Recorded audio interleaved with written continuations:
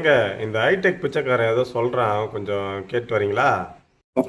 எல்லாருக்கும் ஒருத்தர் குட்டி கதை சொல்லுவார். நான் ஒரு குட்டி கதை சொல்லவா? நான் சொல்றது நல்லா கொஞ்சம் சரியா?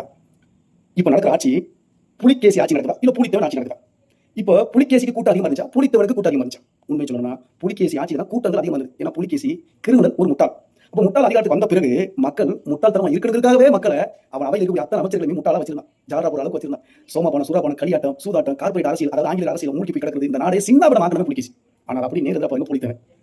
மக்கள் இப்படிதான் இருக்கணும், இப்படிதான் சொல்லணும், இப்படிதான் நேர்மை இருக்கணும், அறம்போல வாழணும்னு சொன்னவன் புலித்தேவன். அதனாலதான் ஆங்கில ஏகாதிபத்தியம் புலித்தேவனை கொண்டது சமரசம் ஆகல, தலைவனா நின்றான். அந்த கூட்டம் சிறுஸ், புலிகேசி கூட்டம் பெருசு. ஏன்னா முட்டாள்கள் கூட்டம் என்னைக்குமே பெருசா தான் இருக்கும். அதனால விளைவு இருக்கிற கொடூரமா இருக்கும். முட்டாள்கள் தன்னை எப்பொழுதுமே முட்டாள்கள் நம்பவே மாட்டான், தன் அறிவாளியை நினைப்பான். ஆனா தான் அறிவாளி என்னைக்குமே தன் அறிவாளி சொல்லவே மாட்டான். அதனால சொல்றேன், மீண்டும் சொல்றேன், நிறைகுடம் என்னைக்குமே தழுவாது, குறைகுடம் தழுவும். இன்னைக்கு புலிகேசி யாரு சிந்திச்சு பாருங்க, சிந்திச்சு பாருங்க. நான் அழகா சொல்லிட்டேன், உங்க பாணியில சொல்லிட்டேன். நடப்பது புலிகேசி ஆட்சி, புலித்தேவன் ஆட்சி இல்ல. புலித்தேவன் நாங்க தான் புலித்தேவன்.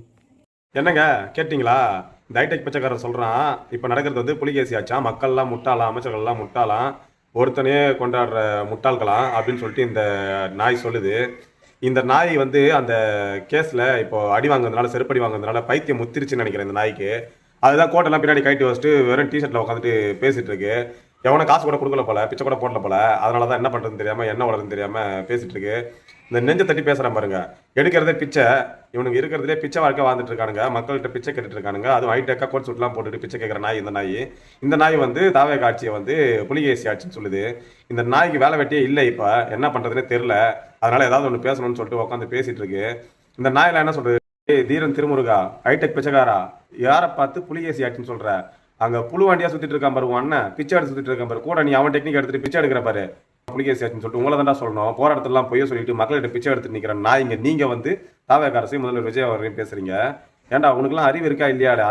என்னவோ போன ஃபிளைட்லாம் போய் கீச்சிருவோன்னு சொல்லிட்டு போனேன், என்ன ஆச்சு? தோ வரேன், நான் வரேன்னு சொன்னேன், இப்போ நான் கோட்டெல்லாம் கட்டி உட்காந்துங்கிறேன், பிச்சை எடுக்கிற நிலைமையை தான் இருக்கிற. உங்க கெட்ட பார்த்தா அப்படிதான் இருக்குது சொன்ன முதலமைச்சர் விஜய் அவர்களை கேடு கட்ட முட்டாளா? நீ எவ்வளவு தரங்கட்ட முட்டாள் தெரியுமா? ஏன்டா இப்ப பரந்தூர்ல விமான நிலையத்தை கைவிட்டாங்க தாவேக அரசு, அதுக்கு ஆதரவு கொடுத்து உன்னால ஒரு வீடியோ போட முடியுதா? இல்ல நீங்க யாராவது வீடியோ போட்டீங்களா? உங்க அண்ணன் வீடியோ போட்டாங்கடா.